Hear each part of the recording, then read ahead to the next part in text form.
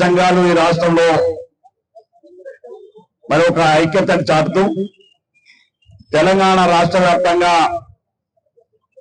ఇవాళ బంద్ను పాటిస్తున్న సందర్భంలో ఉన్నటువంటి రాజకీయ పార్టీలన్నీ కూడా బీసీ సంఘాలకి బాసటగా నిలవాలని, వారి న్యాయపరమైనటువంటి హక్కుని డిమాండ్ని నెరవేర్చాలని ఇవాళ అన్ని రాష్ట్రాల్లో ఉన్నటువంటి రాజకీయ పార్టీలు ఏవైతే ఉన్నాయో, ముఖ్యంగా మా ప్రదేశ్ కాంగ్రెస్ కమిటీ అధ్యక్షుడు మహేష్ కుమార్ గౌడ్ గారి యొక్క నాయకత్వంలో నేను పూర్తి స్థాయిలో మద్దతు ఇచ్చిన సందర్భంగా కాంగ్రెస్ పార్టీ పక్షాన ఈ ప్రాంత శాసనసభ్యునిగా నేను బీసీ సంఘాలందరికీ మరి పూర్తి స్థాయిలో కాంగ్రెస్ పార్టీ మీకు మద్దతు ఇస్తుందని చెప్పి ఈ సందర్భంగా తెలియజేస్తా ఉన్నాం.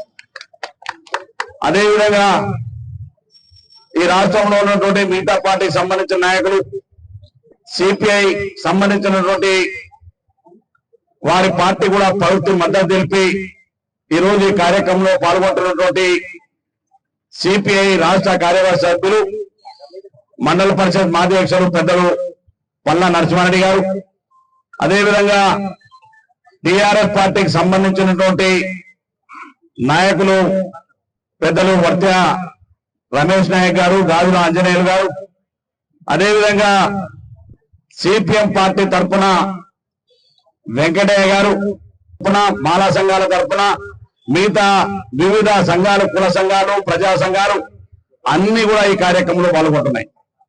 మా పార్టీకి సంబంధించిన నాయకులు అందరి పేరు చెప్పి మీ అందరు ఏం మాట్లాడు కాబట్టి మీ అందరికి పేరు పేరున, అదేవిధంగా దేవరకొండలో మనం ఎవరు ఉన్నా లేకున్నా బీసీ సంఘం అని ఎప్పుడు భుజాన వేసుకొని తిరిగేటువంటి మరి బీసీ సంఘ నాయకులు మరి శ్రీనివాస్ గౌడ్ గారు వాస్తవంగా ఈ ప్రాంతంలో బీసీ అంటే ఆయన ఒక్కరే తిరుగుతున్నాడు. నాకు తెలిసి ఏ ఉద్యమం అయినా ఆయన ఒక్కరే ముందు నుండి నడుపుతా ఉంటారు.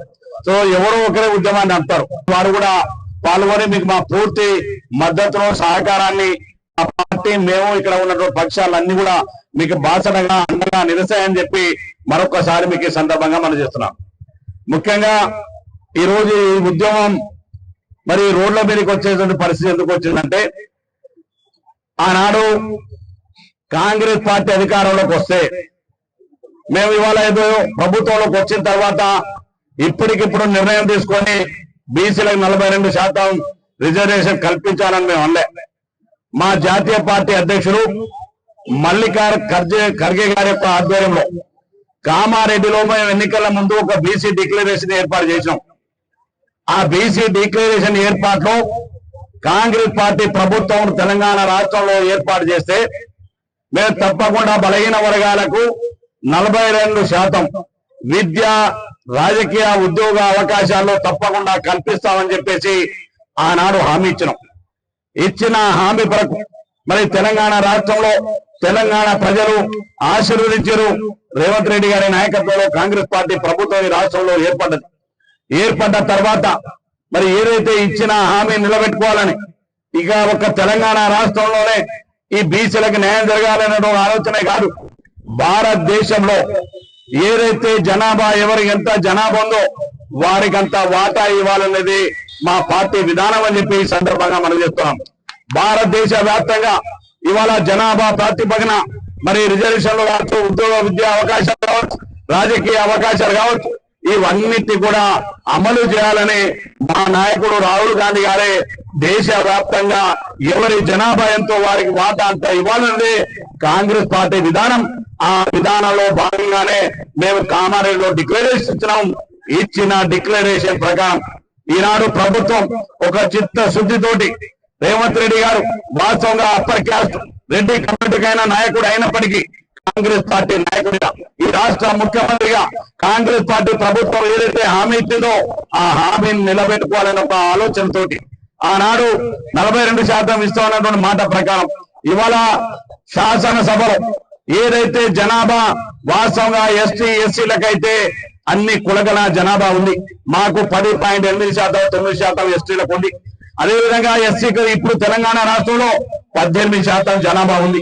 కానీ బీసీలకు వచ్చి ఇప్పటి వరకు ఎక్కడ కూడా సైంటిఫిక్ గా వాళ్ళ జనాభా లెక్కించిన సందర్భాలు లేవు.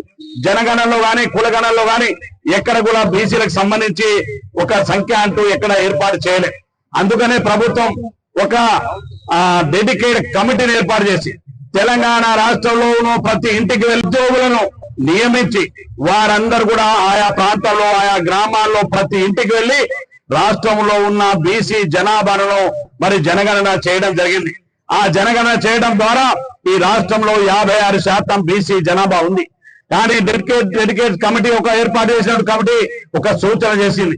ఈ రాష్ట్రంలో తెలంగాణలో ఉన్నటువంటి 56% బీసీలకు 42% విద్య ఉద్యోగ మరి అదేవిధంగా రాజకీయాల్లో అవకాశం కల్పించమని వారి కమిషన్ ఏర్పాటు చేసిన కమిషన్ రిపోర్ట్ ఇచ్చింది. ఆ రిపోర్ట్ తీసుకున్న తర్వాత ప్రభుత్వం కేబినెట్ లో పెట్టింది. కేబినెట్ లో తీర్మానం చేసిన తర్వాత శాసనసభలో పెట్టినాం. శాసనసభలో చట్టం చేసినటువంటి ఈ బిల్లుని తెలంగాణ రాష్ట్ర గవర్నర్ గారి దగ్గర పంపినాం. అన్ని పక్షాల మద్దతు ఇచ్చినాయి. అసెంబ్లీ శాసనసభలో ఉన్నటువంటి టిఆర్ఎస్ పార్టీ కావచ్చు, సిపిఐ పార్టీ కావచ్చు, ఆఖరికి దిక్కుమాలిన భారతీయ జనతా పార్టీ కూడా మద్దతు ఇచ్చింది ఇక్కడ. కానీ మద్దతు ఇచ్చింది ఇక్కడ శాసనసభలో మద్దతు ఇచ్చింది నేనే ప్రత్యేక సాక్షిని. కానీ శాసనసభలో మద్దతు ఇచ్చింది పార్లమెంట్ లో పోయి మోకాలు అడ్డేసింది. అందుకనే భారతీయ జనతా పార్టీ వల్ల తప్పకుండా బీసీలకు సమాధానం చెప్పవలసినటువంటి అవసరం ఉంది. మేము ఏదైతే శాసనసభలో చట్టం చేసినటువంటి దాన్ని గవర్నర్ గారు ఆమోదించవలసినటువంటి అవసరం ఉంది. కానీ భారతీయ జనతా పార్టీ గవర్నర్లను వారి చేతులు పెట్టుకొని ఆ బిల్లును ఆమోదించకుండా ఈ ప్రభుత్వానికి పేరు రావదనేటువంటి ఆలోచనతో భారతీయ జనతా పార్టీ అడ్డు తగిలి ఇవాళ బిల్లును ఆమోదించకుండా. కానీ సుప్రీంకోర్టు ఒక జడ్జిమెంట్ ఉంది. పెద్దలు పల్లనరసింహ గారు చెప్పినంత ముందే ఏదైతే 3 మాసాల కంటే ఎక్కువ రాష్ట్రపతి గారు కావచ్చు, గవర్నర్ గారు కావచ్చు, అంతకంటే చట్టసభల ద్వారా చట్టం చేసి పంపినటువంటి బిల్లులని 3 మాసాల కంటే ఎక్కువ వాళ్ళ దగ్గర పెట్టుకోవడానికి అవకాశం లేదు. ఒకవేళ అట్లే పెట్టుకుంటే 3 మాసాల తర్వాత ఆటోమేటిక్ గా చట్టం అవుతున్నటువంటి విషయాన్ని సుప్రీంకోర్టు జడ్జిమెంట్ ఇచ్చిందని చెప్పి మరొకసారి ఈ సందర్భంగా మనం చేస్తాం. అక్కడ చట్టసభలో అక్కడ పెట్టుకున్న భారతీయ జనతా పార్టీ తర్వాత ఎన్నికలు వచ్చాయి. ఎన్నికల్లో పిటిషన్ వేసిన పిటిషన్ లో మరి తప్పకుండా ఈ అక్టోబర్ మాసం నాటికి మీరు ఎన్నికలు నిర్వహించాలని చెప్పి ఆనాడు హైకోర్టు జడ్జిమెంట్ ఇచ్చింది. కానీ ప్రభుత్వం ఎన్నికల కమిషన్ ప్రభుత్వం సిద్ధంగా ఉండి ప్రభుత్వం GO9 కి ఇచ్చినాం. GO9 ద్వారా ఏదైతే స్థానిక సంస్థల ఎన్నికల్లో బీసీలకు 42% మరి కల్పించి తద్వారానే స్థానిక సంస్థలకు ఎన్నికలు పోవాలని చెప్పేసి జీవోను అమలు చేసినాం. జీవోను అమలు చేసి ఆ జీవోను తీసుకుపోయి కొంతమంది కుట్రదారులు ఇవాళ మాధవరెడ్డి అనేటువంటి వ్యక్తి ద్వారా ఇవాళ కోర్టులో మరి కేసు వేసినారు హైకోర్టు ఈ నిలుపుదల చేసి 42% జీవోను కొట్టేసి స్టే ఇచ్చింది. కానీ ఇవాళ సీగే ఇచ్చిన తర్వాత ప్రభుత్వం వల్ల ఎక్కడ బీసీలను వదిలిపెట్టడానికి సిద్ధంగా లేదు. ఏదైతే మాట ఇచ్చినామో మాట ప్రకారం చిత్తశుద్ధితోటి ప్రభుత్వం ముందుకెళ్తుంది. అందుకనే ఇవాళ సుప్రీంకోర్టుకి వెళ్ళినాం. ప్రభుత్వమే సుప్రీంకోర్టుకి వెళ్ళి 42% రిజర్వేషన్ ని హైకోర్టు కొట్టేసి దాన్ని అమలు చేయమని చెప్పేసి మేము మాకు బీసీలకు 42% అవకాశం కల్పించాలని సుప్రీంకోర్టులో అప్పీల్ చేస్తే సుప్రీంకోర్టు కూడా ఇవాళ స్టే ఇచ్చింది. అందుకనే ఇవాళ రాజ్యాంగపరమైన చాలా మంది అనుకుంటారు రాజ్యాంగంలో ఇవాళ సుప్రీంకోర్టు కొట్టేసింది కాబట్టి బీసీలకు రిజర్వేషన్ పెంచడానికి అవకాశం లేదని చాలా మంది అంటున్నారు. అది కాదు, కేవలం కోర్టు చాలా సందర్భాల్లో రకరకాలైన తీర్పులు ఇస్తూ ఉంటది. ఇవాళ మా జనాభా ప్రతిపైన ఎస్టీలకు మనం ఎప్పటికప్పుడు జీవో ఇచ్చి మా జనాభా ఎప్పుడైతే పెరుగుతుందో ఆ జనాభా ప్రకారం జీవో ఇచ్చుకున్నటువంటి చట్టబద్ధత ఇవాళ రాజ్యాంగంలో ఉన్నది. అదే విధంగా మా దళిత ఎస్టీలకు సంబంధించి కూడా పెంచుకోవడానికి అవకాశం ఉంది. కానీ అదే విధంగా ఇలా బీసీలకు 50% దాటవద్దని చెప్పేసి బీసీలకు ఏ రాజ్యాంగంలో లేదు. ఇవాళ బీసీలకు రిజర్వేషన్ 50% అన్ని reservation BC not only BC 50% reservation మించి ఉండకూడదని భారత రాజ్యాంగంలో ఎక్కడా లేదు. కేవలం ఆనాడు ఒక వ్యక్తి మరి సుప్రీంకోర్టులో పిటిషన్ ఇచ్చడం ద్వారా ఆ వ్యక్తి ఇచ్చిన తీర్పును బట్టే ఇవాళ సుప్రీంకోర్టు తీర్పును మాత్రమే మనం చూపెడుతున్నాం. కానీ 9th షెడ్యూల్లో ఆనాడు కాంగ్రెస్ పార్టీ ప్రభుత్వం తమిళనాడుకు ఇవాళ రాజ్యాంగంలో 9th షెడ్యూల్లో చేర్చి ఆనాడు బీసీలకు రిజర్వేషన్ పెంచి ఇచ్చినటువంటి విషయాన్ని మరొకసారి ఈ సందర్భంగా తెలియజేస్తున్నాను. అందుకని 9th షెడ్యూల్లో ఇవాళ భారతీయ జనతా పార్టీకి నిజంగా చిత్తశుద్ధి ఉంటే ఇవాళ భారత ప్రధానమంత్రి పాపం ఆయన ఈడేమో ప్రధానమంత్రి సీట్ రాగానే బీసీ అంటాడు, లోపలకంతా ఓసి కుట్రలు చేస్తా ఉంటాడు. ఎందుకంటే ఆయన కూడా మొదటి నుంచి పుట్టుకతో బీసీ కాదు, ఆ రాష్ట్రంలో ఉన్నటువంటి కొన్ని కులాలను బీసీలను చేర్చడం ద్వారా బీసీ అయినటువంటి వ్యక్తి నరేంద్ర మోడీ అని చెప్పి మరొకసారి మీకు ఈ సందర్భంగా మనం చేస్తున్నాను. అందుకనే నిజంగా చేరి ఉన్నా సరే ఈ దేశ ప్రధానిగా ఉండి బలహీన వర్గాలకు